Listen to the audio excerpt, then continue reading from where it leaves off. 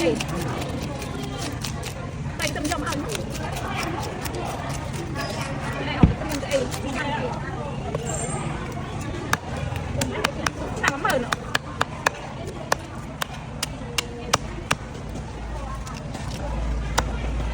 ông tâm ông mình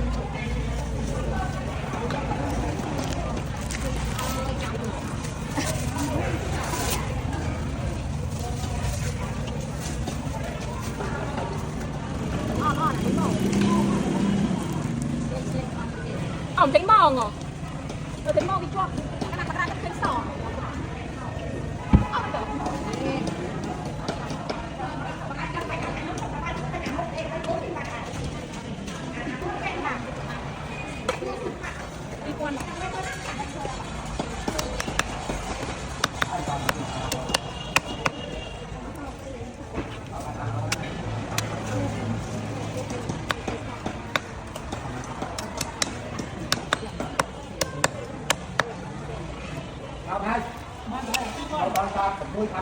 đi qua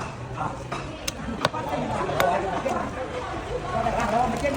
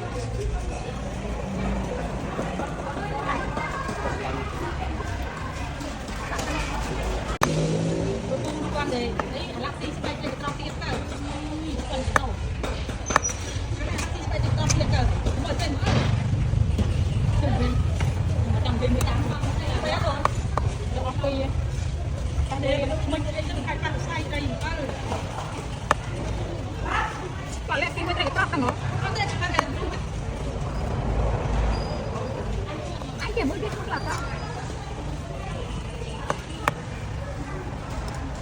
anh thon em được cất lôi vậy anh thon em dùng cân ti là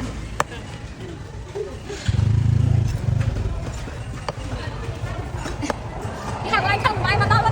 làm cái gì mà to mà to lớn hơn đấy to lạnh đã cho mình tinh không cái đã không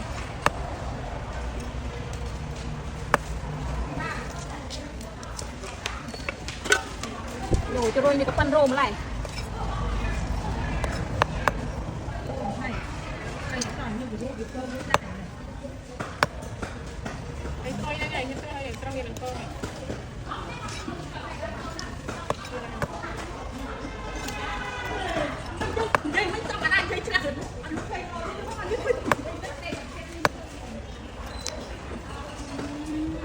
chẳng đi thằng trai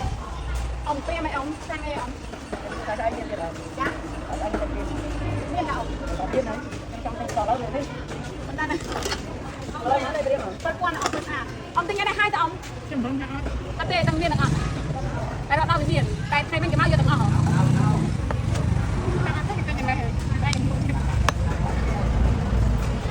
hả mày tính cái này hai tao ông sẽ ăn miền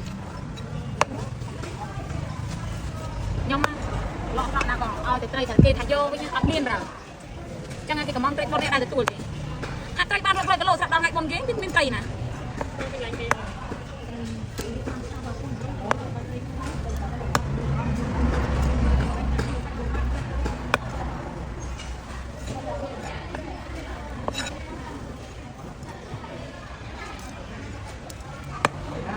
mình mua nơi ấy đi về nhỉ còn tinh tây còn mau nó còn tinh tây thì nó tinh tây của tiền viên 50 ก็ 50 เลยก็ทานเลยไอ้นั่งอันเป็นไตกับเปรี้ยวบุกดิอาจจะติ้งเช้ากับติ้งเดือดกันนะไม่จะอะไรอันนี้ถ้าอมใหญ่ยังได้ที่เดียวได้แต่เล่นนะอมจุกางไอ้นั่นมีนจังนะไอ้นั่นอมจังนะอม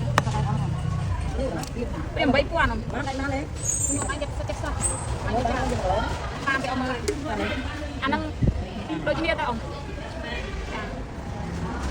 เอามาจับสักไปเอามา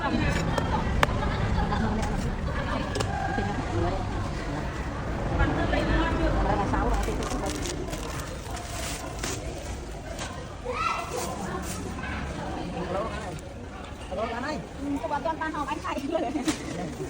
ra nào nè bạn mặc lô Ông có thấy cái đó có để ai bộ mà bạn đi ai đi quan trọng anh đi party quan trọng ăn ăn cái mài ông cái mài toàn ông ơi tôi anh cũng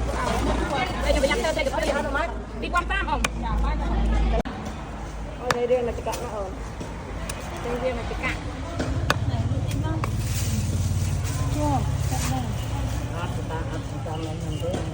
ông ơi bây giờ chơi cái gì ông đây cho năm bao nhiêu cha ông đấy ông ở đây ổn nó hả cha ông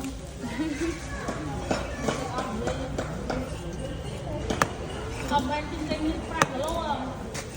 Nhầm đi chơi ta lại. Anh từng miền từ co sang ông cầm dao mỏng manh như thế bây giờ mà bị thay cái dao từng ong này. Cái dao từng nọ.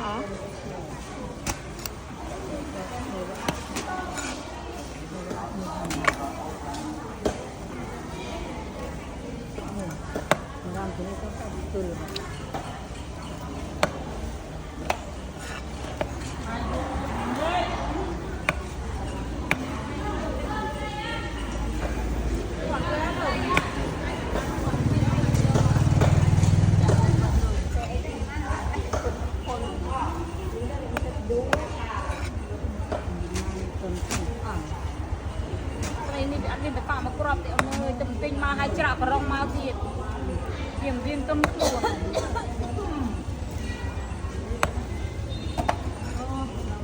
mong ma đấy đừng mong cuốn đâu đây này mau cuốn nuôi lâu ai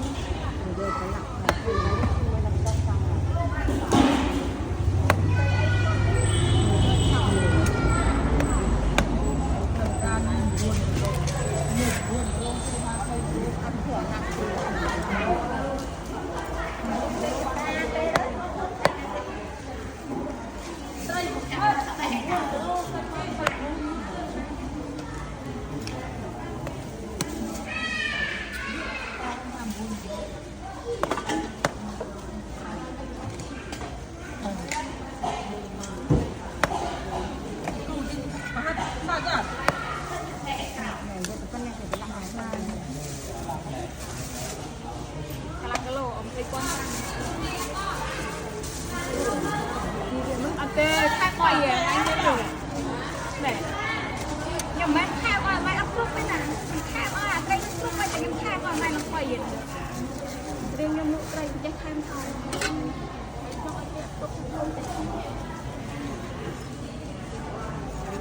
ông cái đây ai ông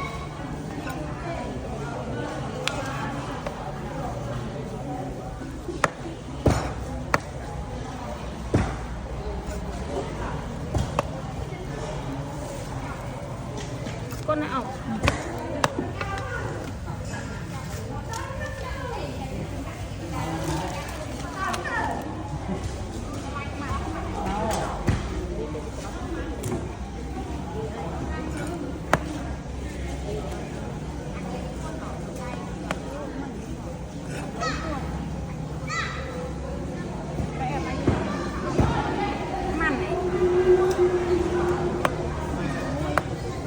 hả? Ai em bắt con thế?